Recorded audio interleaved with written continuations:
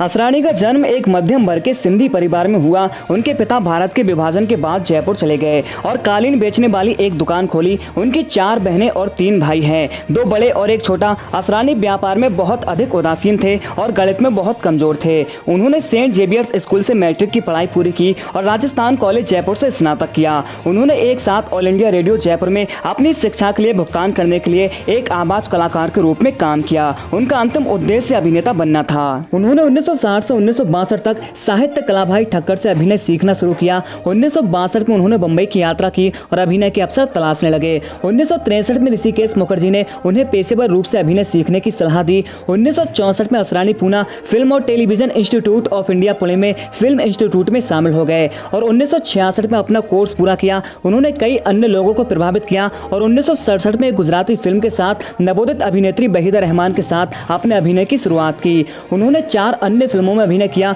मुख्य रूप से 1967 से 1969 तक गुजराती में अभिनेता या सहायक अभिनेता के रूप में। हिंदी में उनकी पहली फिल्म हरे कांच की चूड़ियां थी, जहां वह विश्वजीत के दोस्त के रूप में दिखाई दिए। उन्होंने कॉमेडी के अलावा एक गंभीर भूमिका में अभिनय करते हुए खून पसीना में अभिनय किया। ये 1971 से था कि उन्हें फिल्मों में मुख्य हास्य अभिनेता के रूप में या मुख्य अभिनेता के करीबी दोस्त के रूप में अधिक प्रस्ताव मिलने लगे।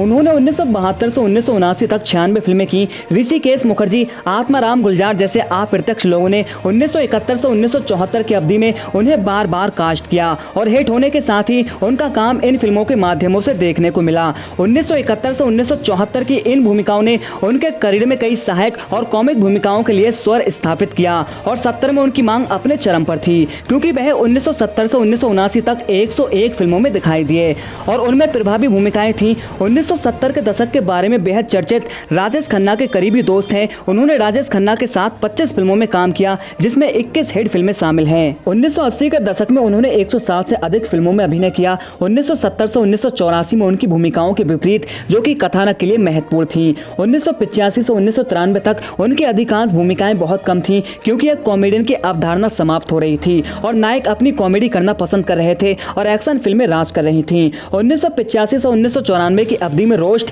इसके साथ ही उन्होंने 70 के दशक में 80 के दशक के प्रमुख नायक के रूप में गुजराती फिल्मों में काम करना जारी रखा और अहमदाबाद, नो रिक्शा वाला, 7 कैदी, संसार चक्र, मंची मालो, मुगल जोड़ी, माँ बाप, चेल चेबिलो गुजराती में मुख्य नायक के रूप में सफलता हासिल की।